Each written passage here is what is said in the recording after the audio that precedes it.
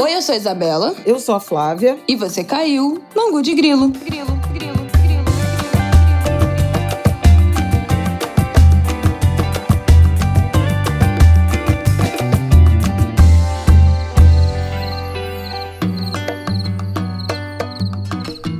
Oi, gente! Boa terça-feira pra você!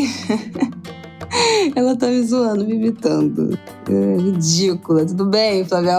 Boa terça! Ai, tudo bem. Acabou Mercúrio retrógrado. Gente, melhorou a vida de um jeito. Juro. Minha internet tá outra desde sábado. Impressionante. Gente, eu não vou nem comentar. A minha situação das últimas semanas, mas é isso, queridas. Agora a vida vai dar um giro, uns 180 graus e tudo vai melhorar nesse setembro que começou tenebroso. Não tem outra palavra para descrever essas 2 primeiras semanas de setembro. Na vida, no Brasil, no país, em tudo. Caos, destruição. Mas estamos aqui, firmes e fortes, eu não sei. Não tão firmes, não tão fortes, mas estamos aqui. Melhorando. Resistindo. Bom, vamos lá. Essa semana, eu arrisco dizer que a gente tem pouco assunto. Mas toda vez que eu falo isso, vira um programa gigante. Então, vamos que vamos. No primeiro bloco, a gente vai falar sobre o primeiro dia, né? Os primeiros julgamentos dos envolvidos no 8 de janeiro. Já foram 3 réus que foram acusados de atacar a democracia, tentar um golpe de Estado. Esses 3 foram condenados, e aí a gente vai comentar um pouco desse julgamento dessa última semana. Vamos falar também sobre uma situação bizonha, que eu falei pra minha mãe, por mim, eu passo 20 minutos desse bloco xingando, porque é uma coisa tão bizonha, que é a história do projeto que discute proibir o casamento LGBTQIAPN+. Inacreditável, absolutamente inacreditável. Vamos falar sobre isso. E aí, no último bloco, vamos deixar os pop-ups aí dessa semana. O que vai acontecer? Tem mais previsão de chuva na região sul do Brasil. Um calorão absurdo previsto para os próximos dias, calores em níveis preocupantes. E o que mais a gente angariar aí para os alertas para essa próxima semana. Então, vamos que vamos. Bom, vamos começar então com o nosso glorioso julgamento dos acusados, né, que participaram do ataque do 8 de janeiro, aquele fatídico domingo na República. E aí, nessa última semana, o STF começou a julgar esses réus que estavam aguardando julgamento. Então, 3 já foram condenados: Aécio Lúcio Costa, Thiago de Assis e Matheus Lima Lázaro. O Aécio e o Matheus pegaram 17 anos de prisão, cada um, e o Thiago 14 anos. Quase todos, né, os ministros seguiram o voto do Alexandre de Moraes, ele mesmo, the one and only, Xandão, exceto Nunes Marques e André Mendonça, que não consideraram o crime de golpe de Estado, mas foram vencidos. Os crimes, aqueles foram... Depois eu vou falar dos outros votos, porque o ministro Barroso não concordou com a abolição do Estado Democrático, e o Cristiano Zanin, que votou pela condenação nos 5 crimes, discordou da dosimetria.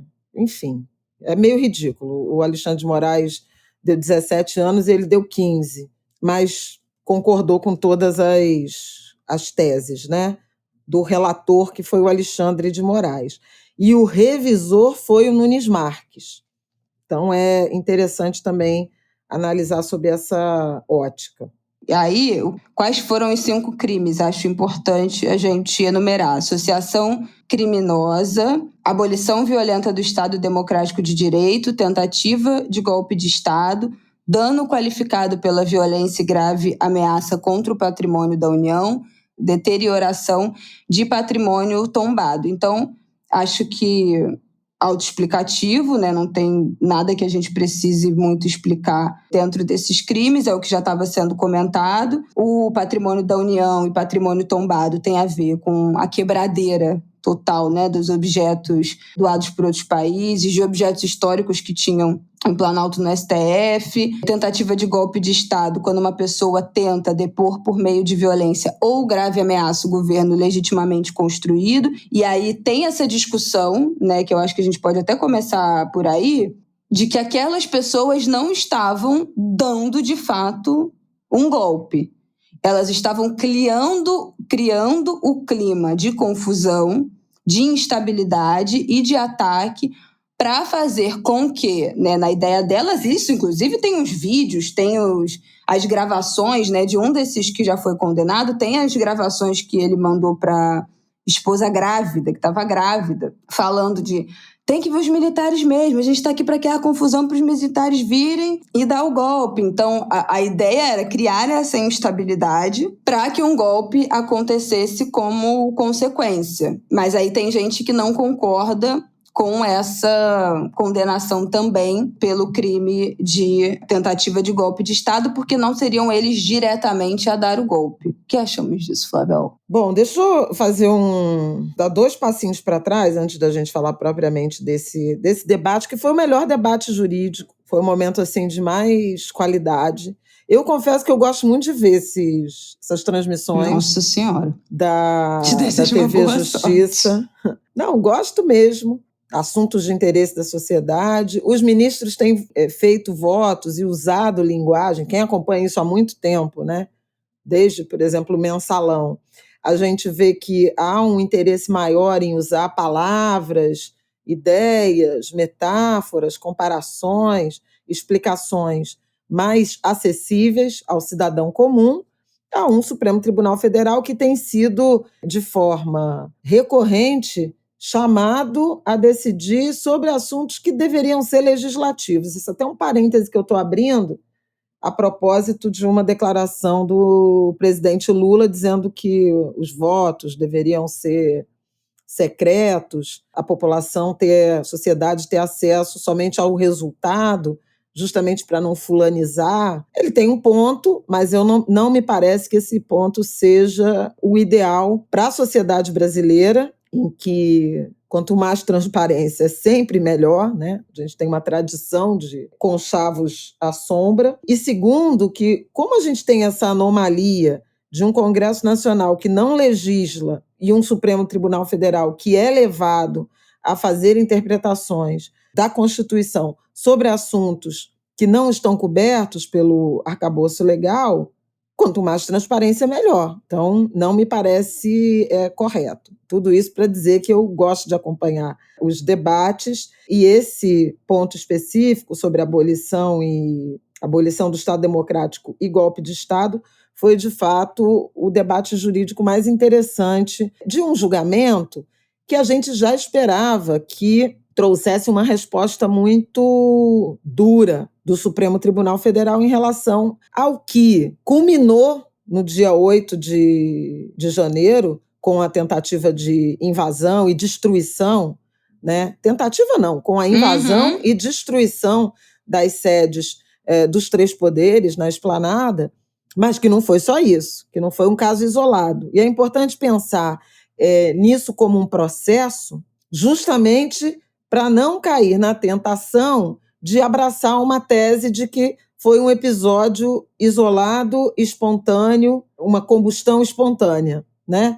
Uma vez que estava todo mundo ali para protestar legitimamente e alguém começou a marchar na direção de um dos poderes, acho que primeiro a Câmara, né? O primeiro Supremo, Palácio do Planalto foi o último. E aí a multidão descontrolada avançou, dando naquele resultado. Não foi isso, né? Não foi isso porque, ao longo dos 4 anos de mandato de Bolsonaro, nós vimos num crescendo ataques às autoridades eleitorais, ao Supremo Tribunal Federal, ao sistema eleitoral, essas que se intensificaram no ano anterior e no ano eleitoral.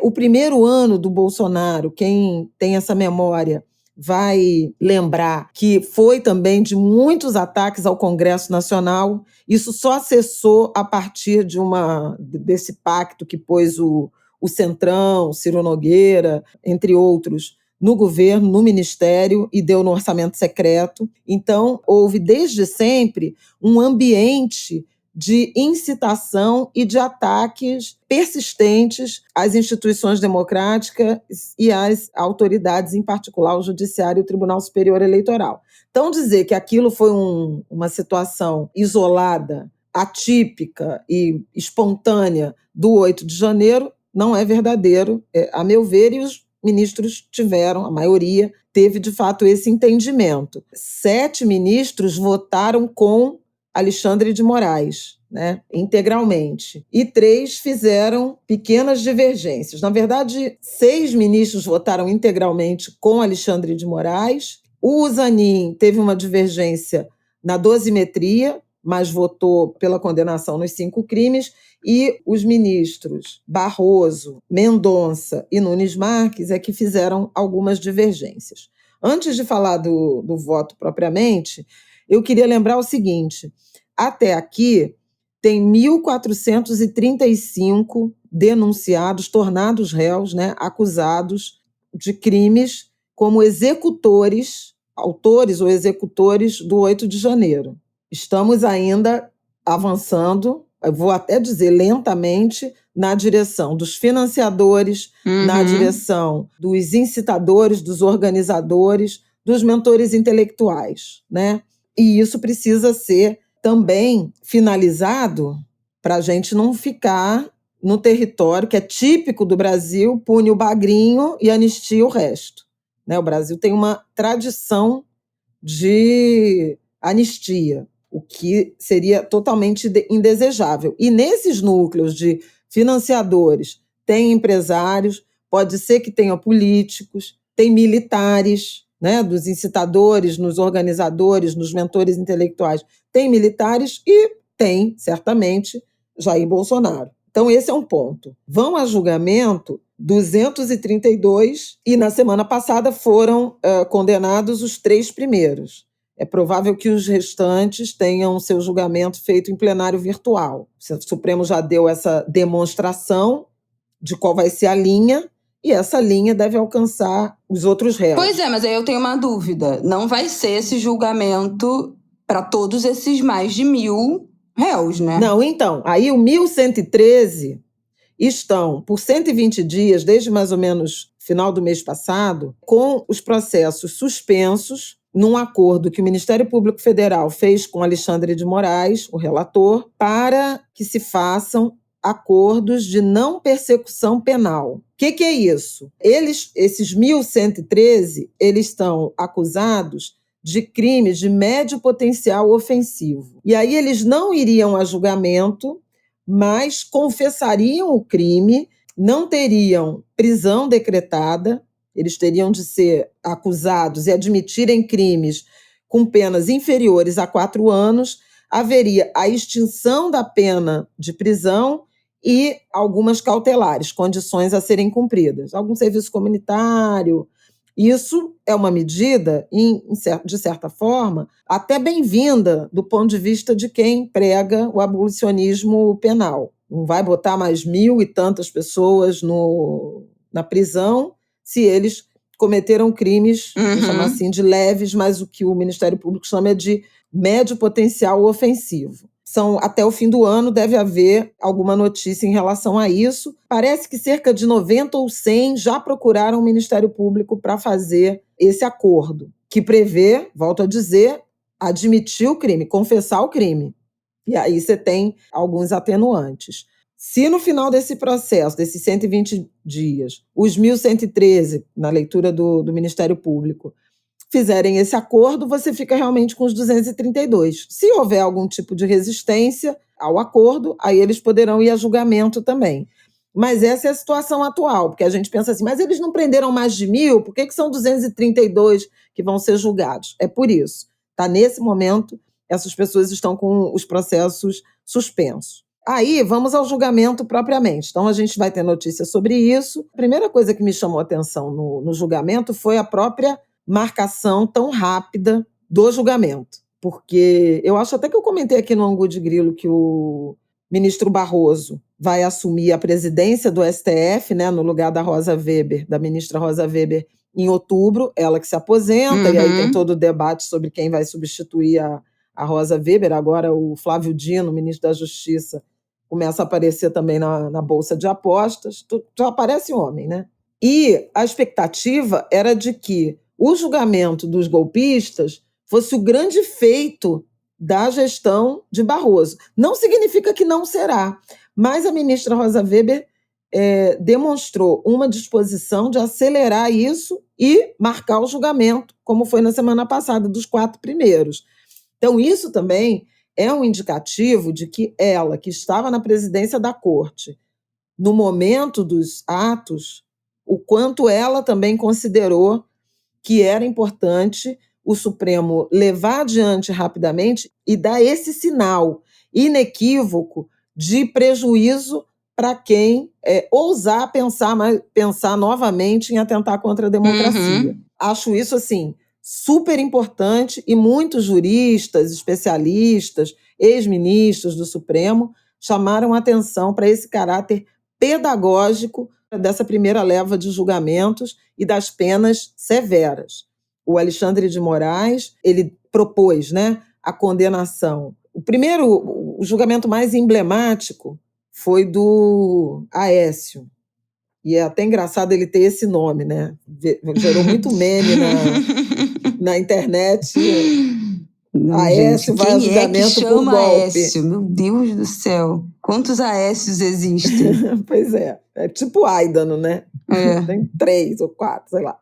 Enfim, o julgamento do Aécio foi o que mais mobilizou, teve transmissão ao vivo e tudo mais. E o Alexandre de Moraes não só condenou pelos 5 crimes que você já mencionou, abolição do Estado Democrático, golpe de Estado, dano qualificado, deterioração de patrimônio tombado, associação criminosa, como determinou também um dano moral coletivo, material coletivo, de 30 milhões de reais a serem rateados, que é mais ou menos o valor estimado dos prejuízos causados, e a serem rateados por todos os condenados. Então, eles ainda vão também participar dessa, digamos assim, vaquinha, né, para repor aos cofres públicos os prejuízos causados.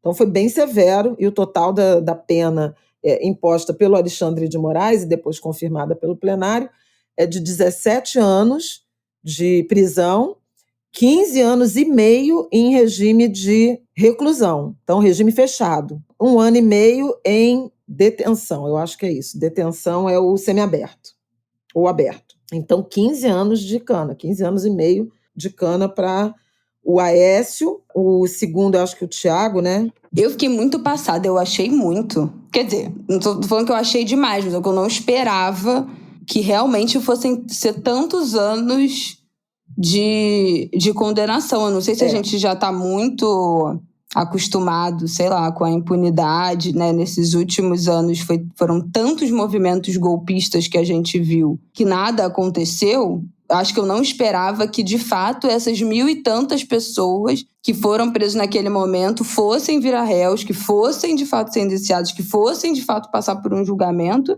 e muito menos que fossem ser condenadas a 17 anos. Eu fiquei muito impressionada, assim, com esse desfecho, e principalmente de saber que, né, sei lá, é só o começo. Porque quando a gente viu essas pessoas presas, né, aqueles galpões em que foi todo mundo levado de ônibus para aquela primeira triagem, galpões enormes e tal, ainda, né, naquele 8 de noite, 9, especialmente dia 9, né, de janeiro, nos dias seguintes, eu falei, isso aí vão liberar. A gente pensa que vai liberar todo mundo, vai ficar preso ninguém. Né? E tinha até outro dia, ainda tinha gente presa desde janeiro. Não, então eu acho que foi um desfecho muito inesperado. Assim.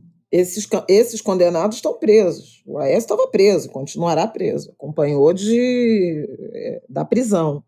Né? Então, o primeiro ponto é esse, né? Do Alexandre de Moraes ter pedido a condenação, ter imposto penas pesadas, inclusive na questão pecuniária, na questão financeira de reposição dos prejuízos. E o Supremo ter votado em bloco, né, validando essa interpretação do relator. Votaram com ele integralmente Edson Fachin, Luiz Fux, Gilmar Mendes, Carmen Lúcia, Dias Toffoli, Rosa Weber. O ministro Zanin votou pelos 5 crimes, mas estabeleceu 15 anos de pena, 13 anos e meio em regime fechado. Quer dizer, praticamente mesma coisa, né? Só quis divergir sobre a que eles chamam de dosimetria. O ministro Barroso votou por 4 crimes, 11 anos e meio, e ele não concorda com a condenação por abolição do Estado Democrático de Direito. Na opinião dele, o crime de golpe de Estado abrange o crime de abolição, mas não deixou dúvida em relação à intenção dos vândalos, né, dos golpistas, em promover uma situação de distúrbio que levasse, e ele até fala isso, a intenção de levar um ato de garantia da lei e da ordem, né? Operação GLO, em que os militares assumiriam e, na escalada disso, levarem à deposição do Lula com a assunção, muito provavelmente, do Bolsonaro pelo apoio popular que ele tinha. E o ministro Barroso, no seu voto, assim como o Gilmar Mendes também, lembraram da escalada, né? Você pode pensar numa escalada golpista antes e depois do resultado das urnas. Antes do resultado das urnas, a gente pode ter a reunião com os embaixadores lá no Palácio da Alvorada como marco, que inclusive levou Bolsonaro a ser considerado inelegível pelo Tribunal Superior Eleitoral. Você chega num clímax, que foram as operações da Polícia Rodoviária Federal no dia da eleição, no dia do segundo turno, para tentar impedir que eleitores de Lula chegassem às sessões eleitorais, então tentativa de interferir no resultado das eleições, e a partir dali, não tendo sucesso nesses empreendimentos de adesão da comunidade internacional, de cerceamento ao exercício, ao direito do voto, né, pelos eleitores do adversário, houve, primeiro, já naquela noite do 30 de outubro, as primeiras mobilizações de caminhoneiros e manifestantes obstruindo estradas, a decisão do Alexandre de Moraes determinando a desobstrução das estradas e a impopularidade dessas manifestações. A gente falou aqui no Angu, você parar a rodovia no Brasil é uma coisa muito séria, que leva à inflação, estrangula comércio exterior, porque o Brasil roda de carro. Se vocês ouvirem o Angu eu acho que é 1º de novembro, 2 de novembro, acho que é 1º de novembro, né, do ano passado, a gente fala disso, quando começam as manifestações de caminhoneiros. E elas, a partir daí, migraram para os arredores dos quartéis. Aí, no dia da diplomação, a tentativa de invasão da sede da Polícia Federal e aqueles ônibus incendiados em Brasília, que já era uma tentativa de perturbação da ordem. Depois, tentativa também de explosão de um caminhão de combustível nos arredores do aeroporto de Brasília na véspera de Natal, que deu errado, mas que foi planejada e gestada em acampamentos do quartel-general do Exército lá em Brasília. E depois o 8 de janeiro, né? Feita a posse, o 8 de janeiro. Então, assim, quando você pensa nesse crescendo, é óbvio que havia a intenção de depor o governo legitimamente eleito. Mas o Barroso não considera que houve abolição do Estado Democrático, o que o Alexandre de Moraes interpreta que sim, e a maioria do plenário também, e eu particularmente também acho, porque o golpe de Estado vai envolver o executivo. E a abolição, na interpretação deles, né, e a abolição, uma tentativa de desestabilização de todos os poderes. E foi exatamente o que aconteceu, quer dizer, invasão do Legislativo, invasão da sede do Executivo e invasão da Suprema Corte. Quer dizer, todas as instituições ficaram sob ataque naquele dia. Sim. Aí a gente vai para os 2 votos de Nunes Marques e André Mendonça. André Mendonça, inclusive, que rolou um estresse, né, um bate-boca com Alexandre de Moraes, porque André Mendonça ele votou por 4 crimes: dano, deterioração, associação criminosa, abolição do Estado Democrático e não golpe de Estado. E aí houve esse estranhamento, um certo bate-boca, porque entender que não houve tentativa de golpe de deposição do poder constituído, muitos interpretaram como uma pavimentação de absolvição de Bolsonaro, né? Porque se esses manifestantes golpistas não tinham a intenção de perturbar a ordem democrática, mas não de depor o governo, então não haveria uma liderança, uma mentoria intelectual para promover um golpe de Estado. E ele diz mais, ele disse no voto que para se tentar o golpe de Estado e se materializar o golpe de Estado, precisaria de armas, precisaria da presença, da atuação das Forças Armadas. E isso não aconteceu. Então, foi essa interpretação que gerou uma imensa indignação do Alexandre de Moraes, de todos os ministros, do Gilmar Mendes, teve um bate-boca em razão disso, e é uma interpretação do mundo jurídico de que, com isso, ele livra, né, Bolsonaro e núcleos militares. E ele fez um aceno também ao bolsonarismo, quando, no meio desse bate-boca com Alexandre de Moraes, ele disse que o Brasil quer ver as imagens das câmeras do Ministério da Justiça, querendo insinuar que o golpe tentado foi, na verdade, uma ação do governo petista, de Flávio Dino, de Lula. Pelo amor de que é a Deus, história gente. que levou, que é a história a narrativa que eles apresentam, inclusive na CPMI dos atos golpistas, é o que levou, inclusive, à aprovação da CPMI. Isso eles querem trazer um envolvimento, uma responsabilização de Flávio Dino e de Lula. E aí foi que o Alexandre de Moraes falou: tenha dó, né? O senhor mandou essa. Tenha dó o senhor dizer que isso foi tramado pelo Ministério da Justiça e tal, lembrando que muitas câmeras não primeiro que tem um contrato que as imagens não solicitadas são eliminadas, né? Grava-se por cima depois de um determinado período de tempo. O Ministério da Justiça teria entregue tudo que foi requisitado pela Polícia Federal, né, no desenrolar dos acontecimentos, e depois pela CPMI, mas as câmeras internas, ele disse que essa empresa, que é a responsável, licitada em 2018, inutilizou, e não havia movimento dentro do Ministério da Justiça, portanto, era provável que nem tivesse imagens, porque os sensores não foram acionados por falta de movimentação. Então, essa é uma questão.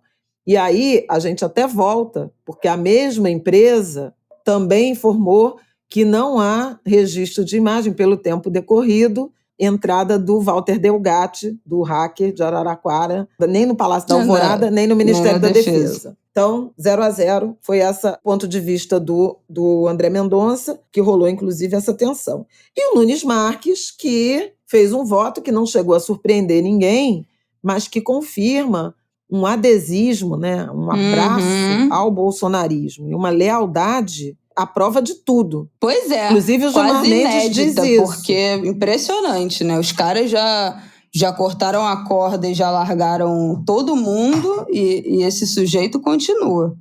Vamos ver até quando vai. O ministro Gilmar Mendes chegou a dizer: nós temos... Essa cadeira que o senhor está sentado estava no meio da rua, porque ele considerou que houve somente os crimes de dano qualificado e de deterioração do patrimônio. Inocentou, absolveu em associação criminosa, em golpe e em abolição do Estado Democrático. Mesma coisa que eu chegar ali no Museu da República, quebrar um negócio, mesma coisa do que o 8 de janeiro, né? Porque dano ao patrimônio e bem tombado, você quebra qualquer coisa ali, dá no mesmo do que você ter participado do 8 de janeiro naquelas condições. Fazer os outros de palhaço. Mas é isso aí, vou maturar há 30 anos desse cidadão no STF, até os 75 anos. Não chegou a surpreender, né? Claro que não. Mas foi um voto ousado, né? Que destoou de todas as interpretações, de qualquer debate jurídico, porque pareceu, como o Alexandre de Moraes classificou, não foi um domingo no parque, e pareceu um domingo no parque, né? O voto do Nunes Marques. Tipo, fomos ali, a gente estava, a multidão perdeu o controle e quebrou uns negócios, mas não tinha nenhum... Mas suave, tranquilo. Suave, tranquilo. Mais ou menos isso. A outra coisa que eu acho legal da gente também chamar a atenção, para terminar esse comentário, foi a questão que foi apresentada principalmente pelo advogado do Aécio, né, do primeiro réu, Sebastião Coelho, que é um desembargador aposentado e que foi lá fazer ataques ao Supremo, né? Disse que o Supremo, vocês ministros são odiados, usou boa parte do tempo que deveria ser dedicado à defesa do próprio cliente, falar que estava sendo alvo de intimidação e de perseguição, mas ele chamou atenção para a impossibilidade de individualização das responsabilidades criminais. E aí o Alexandre de Moraes deu uma aula sobre isso, porque os processos foram individualizados, mas a conduta não. A conduta foi coletiva, porque o advogado estava reivindicando que ele tinha que dizer o que o sujeito fez. Então, o que ele quebrou, o que ele... Além da quantidade de provas que os bolsonaristas e os golpistas produziram contra si mesmo, com vídeos, com postagem e tudo mais, o Alexandre de Moraes, no voto, deu lá uma aula sobre o crime coletivo, né, de responsabilidade coletiva, e disse: a turba criminosa destruiu o patrimônio do Supremo Tribunal Federal, do Senado Federal, do Palácio do Planalto. E traçou uma comparação que eu achei interessante, que é a mesma coisa de, por exemplo, um julgamento que envolve briga de torcidas de futebol ou um linchamento. São grupos que praticaram o crime, você identifica os indivíduos que faziam parte desse grupo, mas não individualiza a conduta. Individualiza a participação e o processo, a defesa de cada um é individual, mas a conduta, segundo ele, desse grupo, dessa turba, ela foi coletiva, com dolo, né, que eles falam, com a intenção de destruir o que destruíram, com a intenção de derrubar o governo, de produzir essa instabilidade, e a Procuradoria-Geral da República tinha descrito isso muito bem nos casos. A mesma coisa, disse o Alexandre de Moraes, num caso de linchamento. Todos os que participaram de um linchamento são homicidas. Você não individualiza quem foi o indivíduo daquele grupo que deu o golpe fatal. Todo mundo é corresponsável, né, por um crime coletivo, como é o linchamento, como são brigas de torcida e como foram os atos do 8 de janeiro. Então, eu achei assim, os dois debates, ou as duas explicações mais interessantes desse julgamento. Essa definição do crime coletivo, da conduta coletiva, embora o processo, o julgamento seja individual, e o debate sobre abolição do Estado Democrático e golpe de Estado. Espero que vocês tenham gostado. Gente, acho que deu para dar um bom panorama, né? Acho que a gente não vai nem entrar naquele quais daqueles advogados. Pelo amor de Deus. Aquela gente cafona, aquela gente sem noção. Isso aí eu não vou, porque aí é gente com um objetivo político. Eu não vou realmente entrar nisso. Não dá. Sabe? Porque foi constrangedor, inclusive desrespeitoso, né, com os clientes. Porque você poderia levar argumentos e havia debates jurídicos. Eles foram lá falar mal do Supremo. Teve uma advogada que falou: meu sonho, ser ministra, chorou. E aí o Alexandre de Moraes não deu nem bom dia para os advogados. Assim, um negócio completamente surreal. O outro confundiu o príncipe de Maquiavel com o Pequeno Príncipe. Virou meme. Que justifica os meios. E aí depois o povo tava falando, gente... No livro, de fato, O Príncipe do Maquiavel, não tem nenhum momento esse negócio, não é disso, o fim justifica o meio. É assim, o cara fala, olha, gente, vocês gostam que eu fale que é uma gente de quinta categoria, porque assim, não tenho que falar desse povo, assim, uma coisa constrangedora, uma coisa bizonha, e assim... né? E eu também concordo com você que os clientes também são patéticos, né? Também é uma gente de quinta, mas até uma gente de quinta merece uma equipe, né? Uma defesa, uma argumentação minimamente qualificada. surreal. A advogada que também perdeu o prazo, ainda tomou uma chamada do Alexandre de Moraes, uma coisa muito absurda, muito de quinta. Inacreditável, assim. Parecia esquete de humor, de mau gosto. Aquela gente naquela situação. Constrangedor. E é uma vergonha para as escolas de direito, uma vergonha para a OAB. Como é que... Enfim, mas falas, né, e participações absolutamente políticas. Inclusive, o desembargador aposentado, Sebastião Reis Coelho, ele já tinha sido candidato anos atrás, ele saiu e voltou, uma história qualquer. O Otávio Guedes apurou isso. E o advogado do segundo réu, que eu acho que foi o Tiago, condenado a 14 anos, Tiago Matar, o Alexandre de Moraes fez uma fala muito dura, né, dizendo que foi para o Google, foi produzir conteúdo, usar a tribuna para fazer proselitismo político e provavelmente se candidatar nas eleições do ano que vem. Então, assim, ficou feio, né? Ficou feio, inclusive, para a categoria. Mas, enfim, eu não vou me alongar nisso, não, porque eu acho que a gente tem um debate muito mais rico e os memes já estão aí para quem quiser ainda se divertir com essa participação dos advogados. Sim. Bom, então vamos para o nosso próximo bloco. Acho que já conseguimos dar não foi nem uma resumida, né, mas dar a tônica aí desse julgamento. Não foi nem um pouco resumida. Nem um pouco. Mas entender qual é o caminho, o que foi, quais foram as divergências, qual foi a tônica do julgamento e qual o caminho aí que será seguido para os próximos réus a serem julgados. Acho que foi o grande ficou de exemplo, né, para tudo que vem por aí. Então, falemos disso. Vamos para o nosso próximo bloco para a gente falar de algo ainda mais absurdo, que é esse projeto aí de proibir o casamento LGBTQI APN+, que a sigla só aumenta e aqui falaremos todas as letras. Vamos que vamos falar disso. Bom, sinceramente, é inacreditável. Quero começar dizendo que é inacreditável que a gente esteja hoje, terça-feira, 19 de setembro de 2023, voltando de novo neste assunto, que já está, né, que já é garantido, que já deveria ser assunto superado. Na semana passada, já tá rolando esse assunto de novo, né? Desse projeto na Comissão de Previdência e Assistência Social da Câmara, uma tentativa de projeto de lei para proibir o casamento homoafetivo.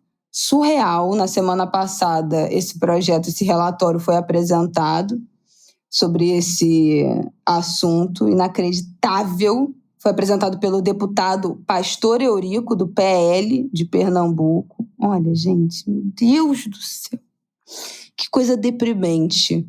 E realmente estão tentando argumentar que a decisão do STF, né, de 2011, aquele entendimento do Supremo Tribunal Federal que permitiu o casamento homoafetivo, a justificativa desse projeto, né, do Pastor Eurico, é que o STF usurpou a competência do Congresso Nacional de decidir, né, por essa questão e que essa decisão teria se pautado em propósitos ideológicos.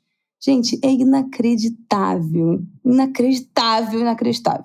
Para isso virar lei, esse texto passaria por outras comissões e também pelo plenário, né, da Câmara, do Senado. Então, assim, chances remotas disso acontecer e ainda assim poderia ser barrado pelo STF por ser inconstitucional. Mas eu acho que, primeiramente, é deprimente que a gente ainda esteja voltando nesse assunto. É deprimente que isso ainda tenha espaço para discussão, né, dentro da Câmara dos Deputados.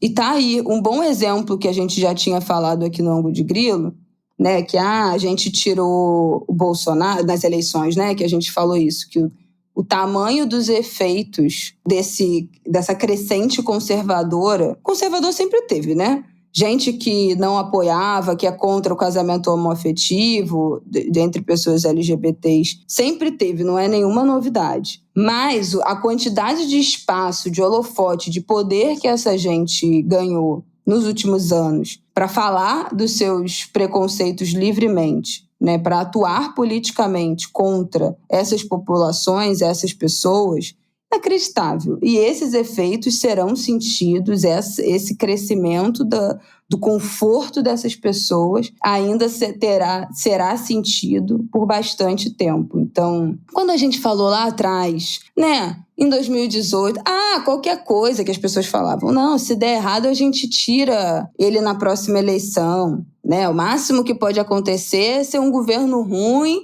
e aí no próximo é só não reeleger ele. De fato, não foi reeleito. Mas as consequências para o debate, para a opinião pública, do crescimento dessas opiniões, que não são só conservadoras, mas que são criminosas, são muito maiores, né? Não foram possíveis de serem revertidas em uma nova eleição. Então, isso, para mim, assim, esse assunto é deprimente, é criminoso, é muito triste, é de perder a fé na humanidade, sinceramente, que a gente tenha que estar voltando nesse debate. Não vai acontecer nada, né? Isso não vai ser votado, isso não vai ser aprovado, isso não, é um direito que a gente não vai conseguir regredir nesse momento, e acho importante falar nesse momento, a gente chegou a extremos, mas que nesse momento nada disso vai acontecer. Mas ainda assim, só disso voltar para a pauta, só dessa população LGBTQIAPN+, ver de novo esse assunto voltando, de novo temer pelos seus direitos estarem na corda bamba ou serem ameaçados, é muito triste. A gente lembra que na véspera, né, da posse, naquele momento entre a eleição do Bolsonaro e a posse, a quantidade de casais LGBTs que casaram com medo de que esse direito fosse revogado nos anos seguintes, ou que a situação do país fosse chegar num extremo, né, de LGBTfobia que fosse amedrontar ainda mais um cenário de casamento, fosse tornar inviável, ainda que não por questões de lei, mas por questões de segurança, que esses casamentos fossem realizados. Então, assim, gente, olha, é lamentável. Habla, Flavel, pode falar, porque eu não tenho nada para falar dessa gente e me dá vontade de só xingar todo mundo. Não, acho que tem várias coisas importantes embutidas nisso, mesmo tendo algum otimismo em relação ao fracasso do empreendimento, né? Seja na direção de alguma votação, se a Câmara aprovar, o que pode acontecer no Senado e, no limite, a inconstitucionalidade a partir de arguição ao Supremo Tribunal Federal, mas acho que tem alguns sinais que são efetivamente preocupantes, né? Um no lado político, propriamente, e um no lado... Quer dizer, na verdade, são ambos no lado político, mas um direcionado à sociedade e outro direcionado ao judiciário. Esse projeto que vai ser apreciado em comissão, ele é um projeto que o Clodovil, né, Clodovil Hernandes, que foi um estilista muito famoso no Brasil nos anos 80, 70, 80, e depois ele se tornou... Ele começa a fazer televisão no programa TV Mulher, da Marília Gabriela, e depois ele vira um apresentador com um programa de entrevista. Vocês mais jovens vão lembrar dele, porque tinha um bordão dele que até hoje é usado, lembrado. Olha para aquela lente da verdade e diz não sei o quê. Ele sempre terminava as entrevistas fazendo o entrevistado responder diretamente olhando para a câmera, e esse bordão de olha para a lente da verdade, confessa alguma coisa, conta alguma coisa, virou um bordão, uma frase recorrente aí da sociedade brasileira. Ele apresentou em 2007, acho que o projeto original, acho que é de 2007, esse projeto de regulação, né, legalização ou regulação da união entre pessoas do mesmo sexo. Esse projeto ficou lá parado, que é a história de o legislativo não legisla e a provocação do Congresso, a provocação ao judiciário. A provocação ao STF, inclusive, partiu uma delas da Procuradoria-Geral do Estado no governo Cabral. Acho que eu já falei isso aqui, que o Sérgio Cabral é o, digamos assim, o padrinho da união, primeiro da união civil entre pessoas do mesmo sexo, e que depois virou casamento, e havia uma reivindicação para que fosse casamento e não tão somente a união, que era o projeto original do Clodovil, porque os casados têm uma série de direitos assegurados, automáticos. E, eventualmente, quem tem união precisa reivindicar esse direito, embora a Constituição não faça diferença. Mas quem tem uma união estável ou uma união não formalizada do ponto de vista estável e, digamos, o cônjuge morre ou se separa ou faz alguma coisa, você tem que reivindicar via, por exemplo, justiça, e quem está casado no papel não tem, já tem esse direito assegurado, vai ser dependente do plano de saúde, vai ter partilha, no caso, né, do regime de comunhão parcial de bens, vai ter a partilha de tudo que foi adquirido depois do casamento, depois dessa união, enfim, tem direitos que são estendidos ou automáticos para quem é casado e não é para os demais. O Supremo Tribunal Federal julgou constitucional, portanto, a união e o casamento. Isso em 2011.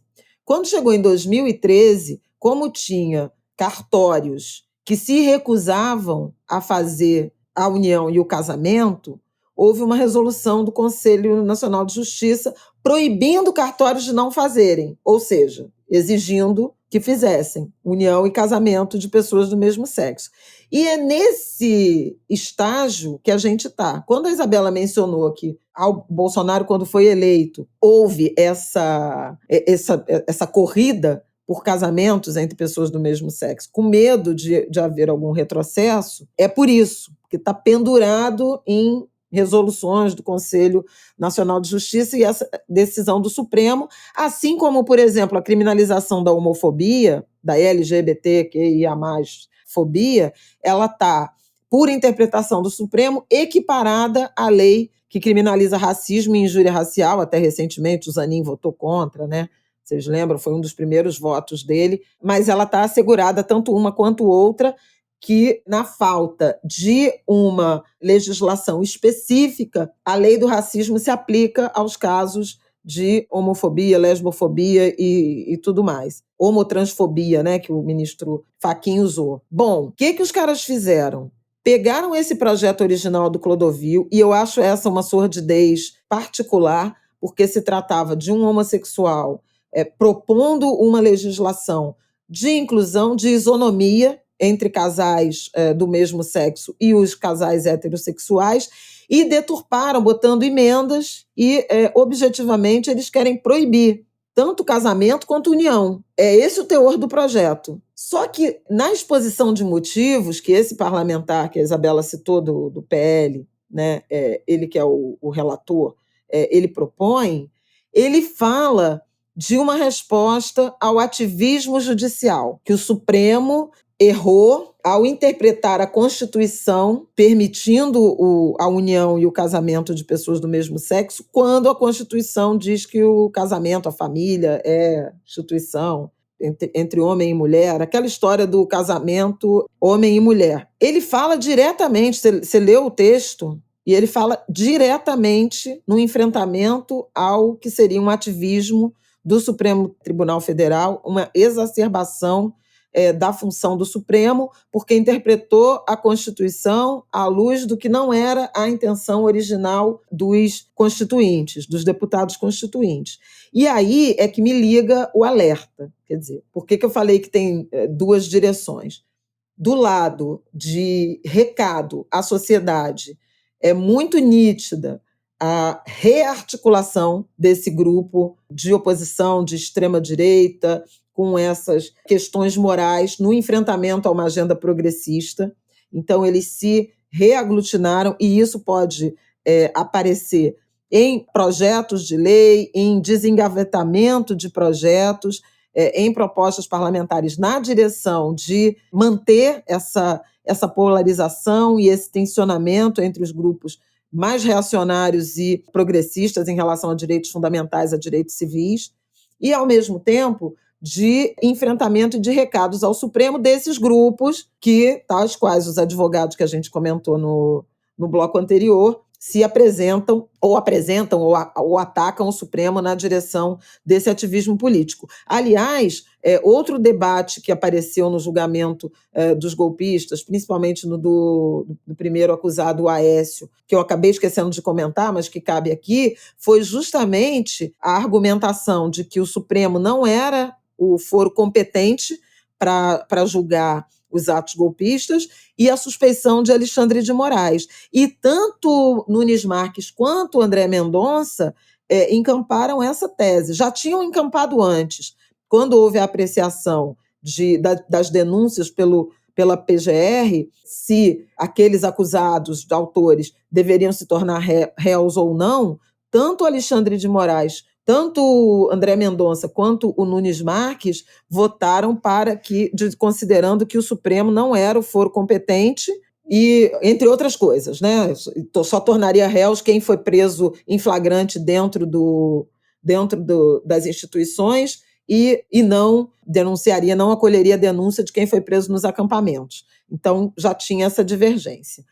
E para comprovar isso que eu estou dizendo, que não são vozes da minha cabeça, mas que o projeto de proibição do casamento entre pessoas do mesmo sexo se insere numa intenção maior, na semana passada o Congresso aprovou, a Câmara dos Deputados aprovou uma mini-reforma política que, entre várias medidas absolutamente absurdas, né, lei da ficha limpa, mudança na lei da ficha limpa, mudança no cumprimento da pena de inelegibilidade, uso da verba de campanha direcionadas a campanhas femininas também em campanha compartilhada com homens, flexibilização de prestação de contas, doação por Pix, ainda mal regulamentado, e isso pode ser uma brecha para um Caixa 2 ou algum tipo de até retomada de financiamento empresarial, né, das campanhas.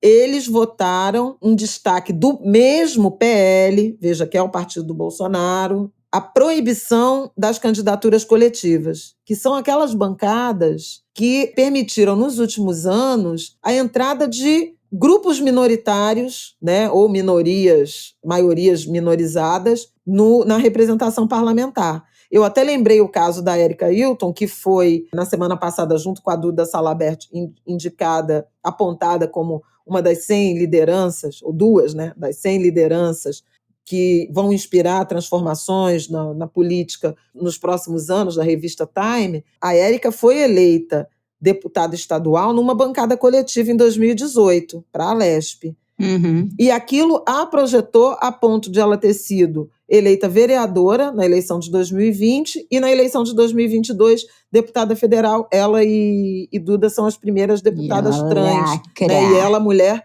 trans e negra, tornada eleita deputada federal no país. Então, eles votaram esse destaque do PL proibindo as bancadas coletivas, e havia autorização, as candidaturas coletivas, e havia autorização para isso numa resolução do Tribunal Superior Eleitoral, e o relator diz o seguinte: é para o TSE entender que ele não legisla, que ele não decide, que o que a lei diz é que a eleição, a escolha é nominal, então você não vota, isso é uma fraude, você votar numa pessoa que leva um coletivo. Quando a gente sabe que as bancadas coletivas, as candidaturas coletivas, são formas efetivamente de você transformar a política, aumentar o acesso e estimular a diversidade. Sim. Mas quando eles fazem isso, fazendo referência ao TSE, você vê nitidamente essa construção de uma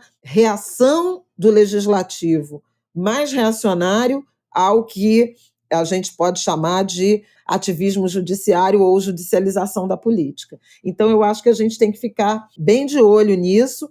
E na semana passada, o Rodrigo Pacheco, presidente do Senado, que está de olho na eleição muito provavelmente, né, para o governo de Minas Gerais, no lugar de Romeu Zema, em 26, ele disse que o Senado vai enviar um projeto criminalizando porte e tráfico de drogas. que é exatamente o que o Supremo está julgando.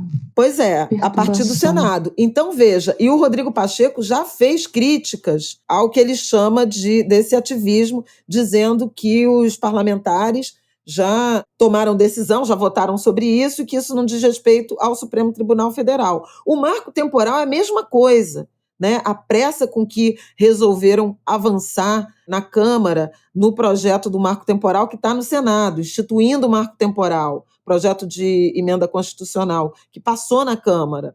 Então, veja, você tem um conjunto de ações ou reações parlamentar do Legislativo na direção de interditar o Supremo e, ao mesmo tempo, enfrentar o ativismo progressista de quem defende direitos civis, isonomia nos direitos civis, liberdades de escolha, toda a agenda, digamos, progressista no campo do que se costuma chamar de costumes, está sendo desenterrada na direção de um enfrentamento com o campo progressista e, acima de tudo, com decisões do Supremo Tribunal Federal que foram tomadas na direção de uma isonomia de direitos, na direção de uma agenda mais progressista por parte do Supremo, quando comparado ao Congresso Nacional. Então, eu acho que esse episódio do casamento entre pessoas do mesmo sexo, ele está inserido nesse caldeirão que eu mencionei, e até enquanto ia falando contigo,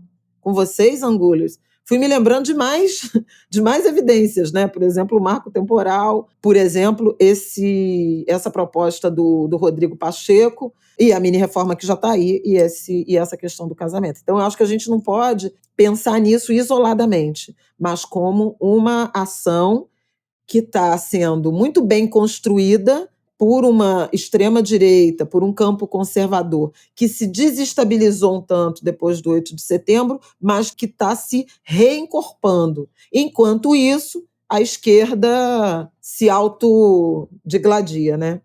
Mas eu não vou falar sobre isso, eu falei na semana passada. Deixa pra lá, que ainda tem muita água para rolar nessa história da próxima, do próximo ministro ou ministra branca ou negra. Ai, olha, gente, é muita perturbação, mas isso a gente, de fato, já falou na semana passada. Acho que é isso, né? Fechamos esse assunto horroroso, brutal. Ai,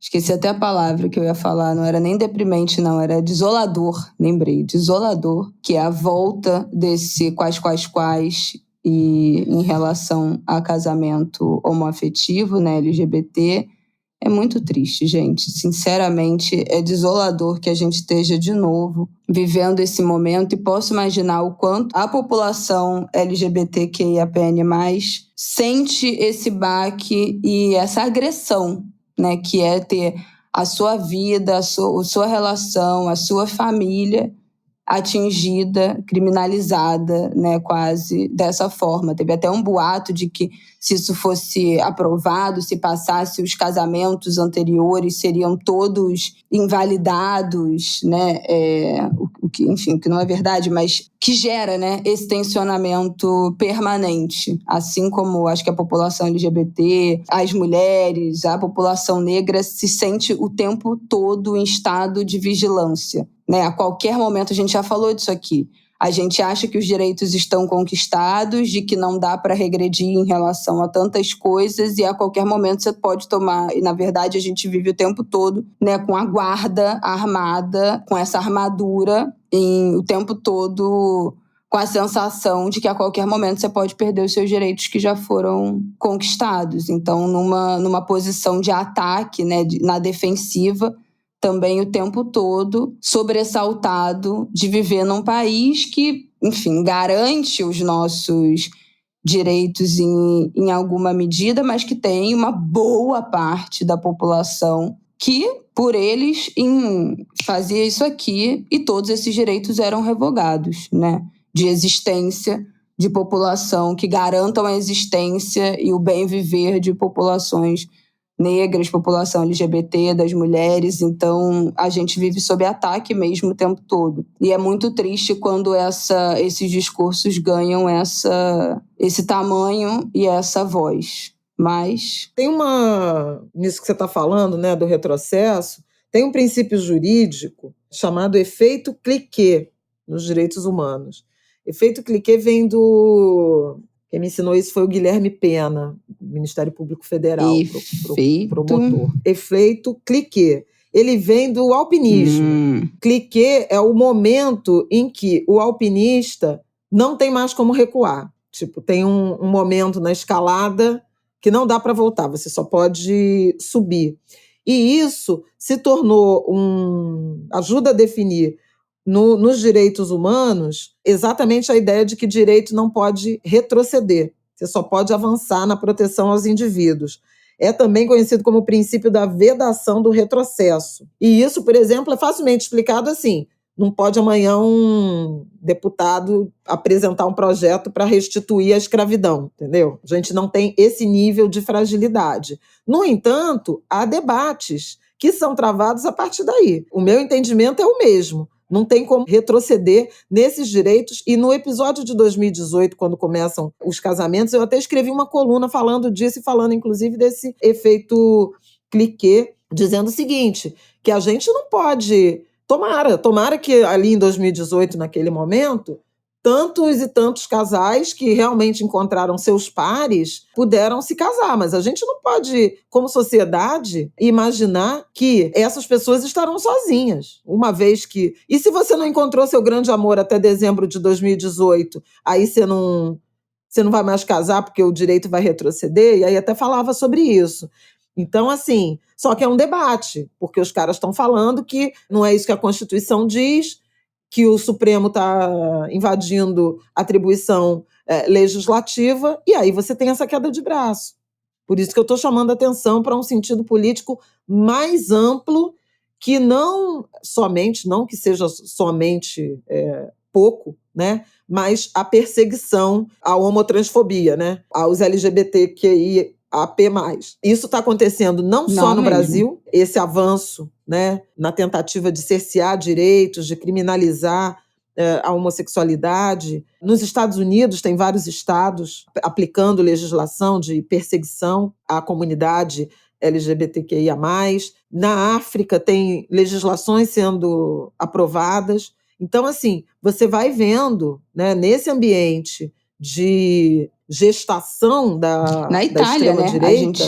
Isso foi uma notícia das notícias recentes, esse governo de extrema-direita novo italiano, querendo proibir a adoção, né? Porque a adoção, o casamento entre pessoas do mesmo sexo é legal, mas a adoção ainda não, então não pelo país. E aí cada tribunal pode decidir a favor de permitir que casais do mesmo sexo adotem os filhos um dos outros, né? Enfim, que adotem seus filhos. E aí o governo italiano está tentando proibir que os tribunais permitam a adoção, já que não é nacionalmente, né, pela lei não é legalizada a adoção, uma coisa assim. E aí a história de que se eles conseguissem proibir de fato, de que as certidões seriam anuladas, teve toda essa grande polêmica também na Itália nos últimos meses. De fato, não é uma questão brasileira, global, né, a tentativa de retroceder nesses direitos, e igualmente desolador, eu acho que para todo mundo, infelizmente. Tratamos disso? Tratamos, eu acho que é isso. Falamos um bocado, vamos ficar de olho, né, nessa tramitação, nessas votações, entre outras, né? Fala no próximo, que aí a gente deixa as outras? Não, entre outras, porque eu já enumerei tudo isso, né? O arsenal de ataques, né? E a informação é de que a ministra Rosa Weber quer pautar o julgamento da questão da descriminalização do aborto até 12 semanas antes de deixar o Supremo Tribunal Federal. Então, é mais uma. Então corre, Mona, pelo amor de Deus. Acelera! Vamos para o nosso terceiro bloco, pelo amor de Deus. Bom, minha gente, eu acho que nesse último bloco a gente queria falar rapidamente dos próximos dias, né? Deixar os nossos pop-ups, que a gente não tem nem conseguido deixar. Nas últimas semanas teve tanto assunto que a gente acabou nem conseguindo fazer esse último bloco dos ganchos aí da semana. Bom, eu acho importante a gente falar da onda de calor, né, esperada para esses próximos dias. Um calor absurdo, com previsão de máxima de 43 graus em alguns lugares do centro-oeste. Então, esse inverno completamente às avessas, né? A primavera começa oficialmente no próximo sábado, e aí essa última semana do inverno tem um bloqueio atmosférico que está impedindo a chegada de frente fria, que é comum para essa época do ano. Então, temperaturas muito acima do normal. Na última semana já foi muito sol, muito calor em vários lugares. Já tô atracada aqui com o meu copo d'água. Do Brasil, né? Tem essa questão também. Dias de muito sol, temperatura muito acima do normal, tempo mais seco, né? Risco de desidratação, então atenção redobrada com os idosos, com as crianças, né, que têm esse organismo mais sensível também a essas temperaturas muito, muito drásticas, né, essa regulação aí do corpo. E também um alerta por conta disso, né, ao mesmo tempo nessa onda de calor, tem uma previsão dessa semana de uma frente fria no Rio Grande do Sul. Então, ainda que esteja calor, tem uma previsão de chuva significativa entre o centro e o leste do Rio Grande do Sul e Santa Catarina. Então já tem o alerta do CEMADEM, né? CEMADEM, Centro Nacional de Monitoramento e Alertas de Desastres Naturais, que tem um risco hidrológico moderado para a região metropolitana de Porto Alegre e um risco alto para as regiões sudoeste e rio-grandense, em especial a região de Pelotas e Jaguarão, que tem uma previsão de chuva forte a partir dessa segunda-feira, que pode elevar o nível dos rios e tal. Então, assim, né, o país inteiro nesse calor absoluto, nesse sol e com chuvas passageiras, mas o Rio Grande do Sul, de novo, nesse alerta de chuva, não tanto quanto da última enchente, mas com alerta de chuva. Também tem uma previsão de chuva grande, Amazonas e Roraima, segundo o IMET, mas aí também tem, eu acho que, muito a ver com esse calorão, né, essa evaporação das águas e dos rios. Mas atenção a esse clima, e não dá para não deixar de lembrar também a tragédia que a gente falou, né, das últimas chuvas. No último episódio a gente falou da chuva da enchente no Rio Grande do Sul. E uma tragédia, uma catástrofe na Líbia, né? Mais de 11 mil mortos depois de uma enchente na Líbia. Uma coisa, assim, horrorosa. As cenas são devastadoras. Primeiro, uma chuva, né, muito forte, uma inicial enchente, uma devastação por conta dessa chuva, mas a grande tragédia foi o rompimento de 2 represas, né, por conta dessa chuva. O rompimento de 2 barragens, e aí que provocou uma inundação completa na cidade, assim. Já tem, né, as notícias falando que, né, a grande destruição da enchente aconteceu 90 minutos depois do rompimento dessas barragens, e a água foi levando tudo embora. E foi exatamente o que a gente falou aqui, né, na semana passada. A gente chegou a falar também, né, de represa, de barragem, a gente falou de Mariana, desse tempo, qual é o tempo que se tem de alerta, de sair das casas, de risco, como é que funciona essa análise de risco, essa comunicação, né? Se era uma chuva que tinha risco dessas represas se romperem, como é que foi? E aí já tem essas denúncias, esses relatos de que a população foi comunicada de que haveria uma forte chuva, mas que tem divergências de se houve uma comunicação adequada em relação a essas barragens e que a população de fato saísse das suas casas por conta dessas chuvas, ou se foi só um alerta de vai chover a beça aí. Mas uma tragédia, varreu as cidades, as imagens também são devastadoras. E é isso, assim, né? Não dá para a gente botar só na conta da crise climática, com certeza, né? Porque também tem muito aí do que a gente falou da semana passada, de uma incompetência, de uma negligência, de uma inação, né? Desses governos, desses estrategistas de crise.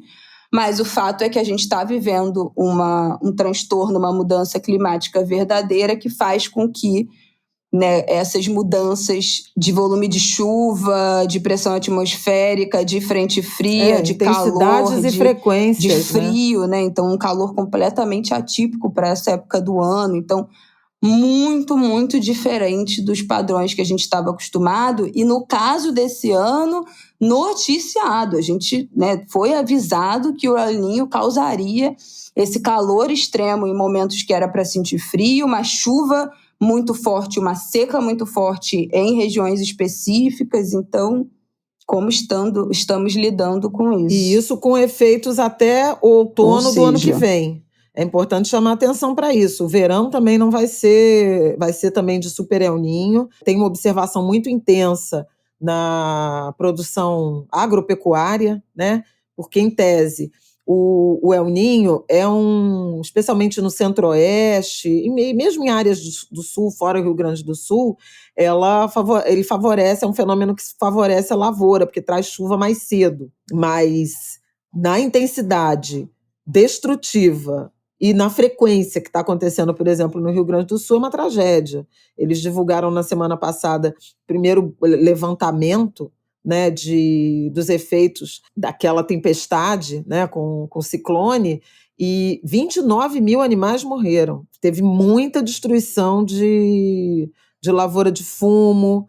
O Rio Grande do Sul também produz milho, produz soja. A Argentina está trabalhando com uma produção recorde de soja justamente por causa do El Niño, porque como começa a chover na primavera, você já planta, né, antecipa o plantio, e isso aumenta a produtividade. E com chuva aumenta a produtividade das lavouras, mas não no potencial destrutivo que está acontecendo.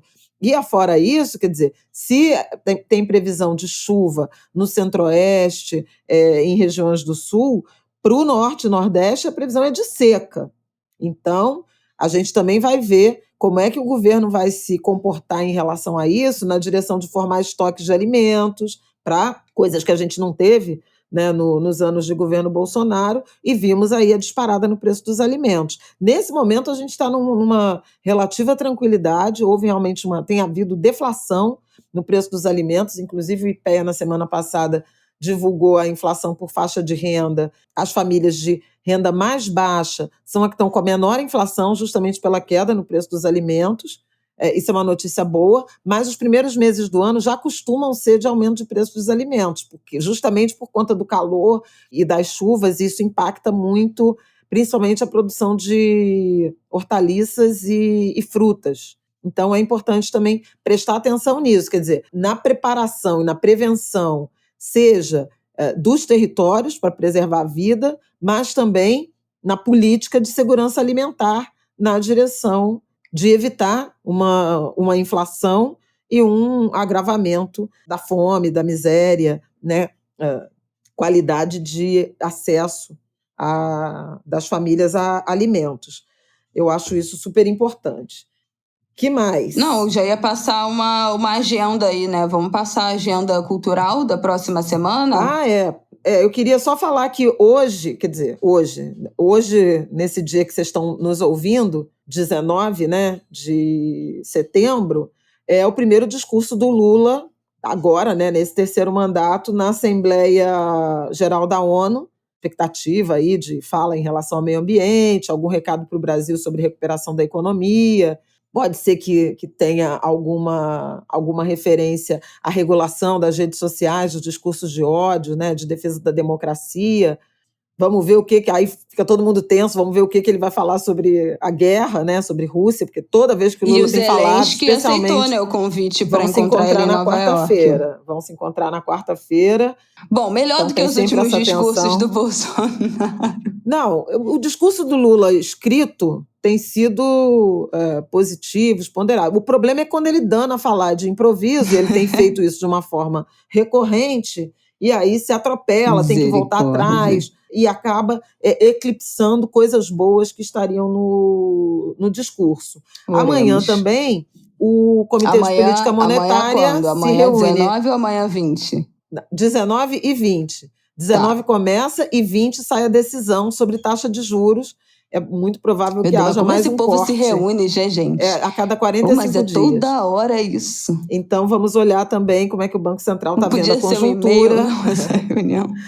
Desde a última reunião deu uma piorada, né? O dólar subiu um tanto, o petróleo subiu muito, o que impacta a gasolina.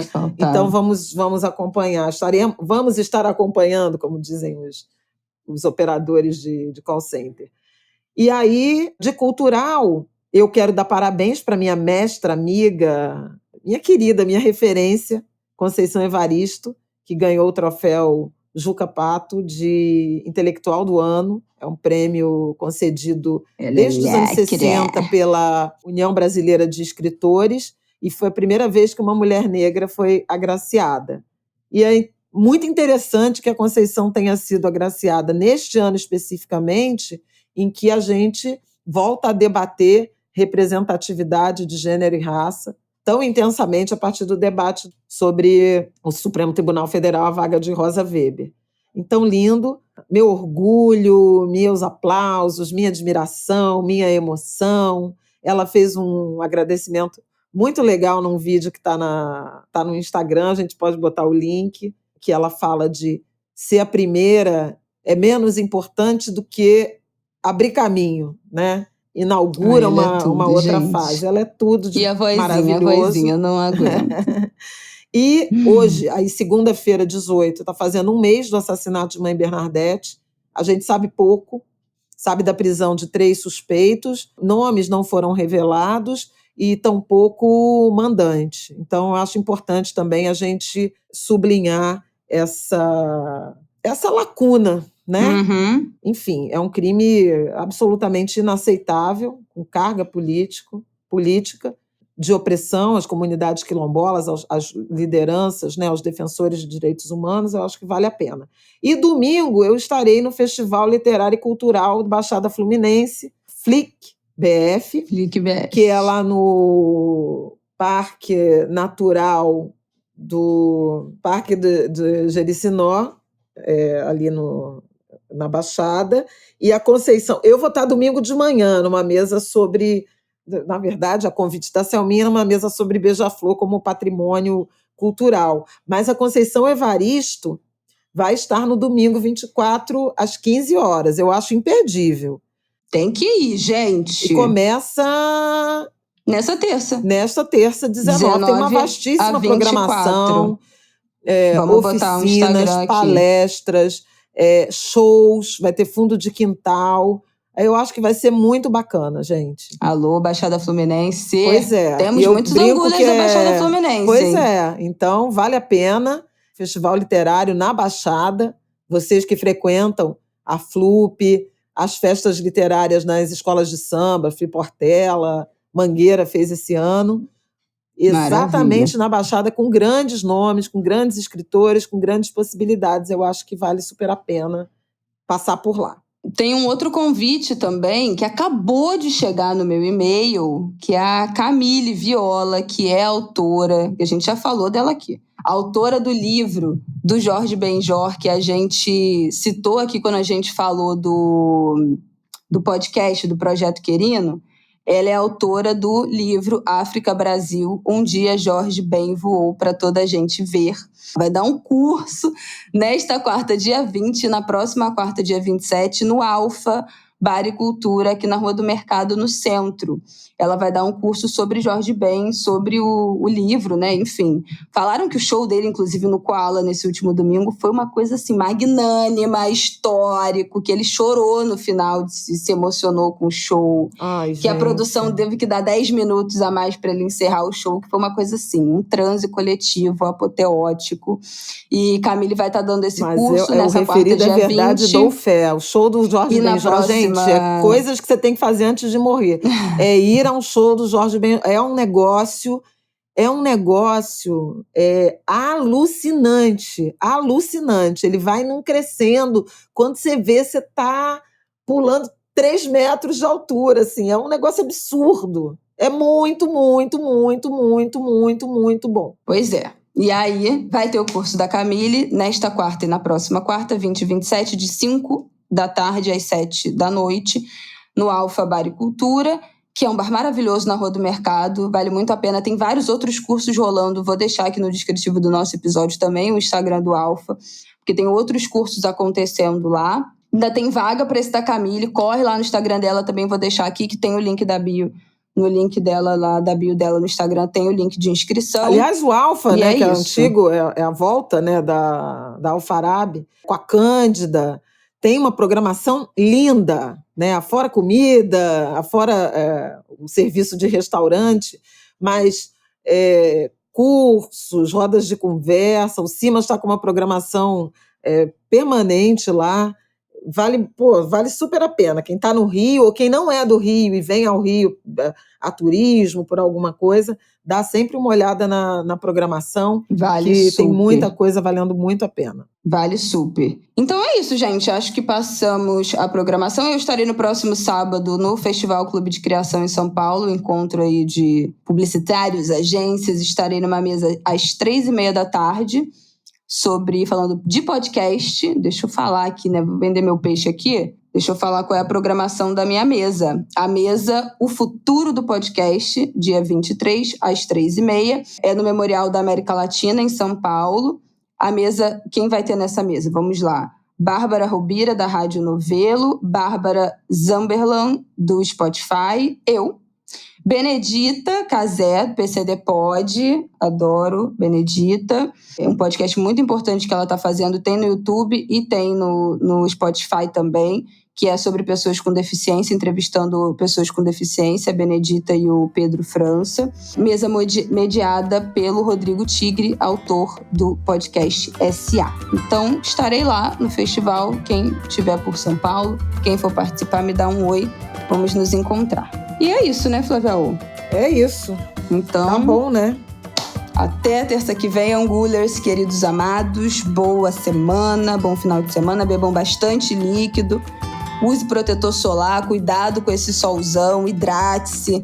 Cuide das crianças, cuide dos velhos, cuide de todo mundo. E atenção nesse calorão e com as chuvas também. E terça que vem a gente tá de volta. É isso, galera. E terça que vem já é semana de Cosme e Damião. Ah, isso aí. Ainda tem isso. Ainda vamos ensacar os doces no próximo final de semana. Doces comprados. Quem ainda não comprou o doce, corre, que vai ficar tudo lotado no final de semana. Vocês vão deixar pra última hora. Um beijo. Valeu, beijão.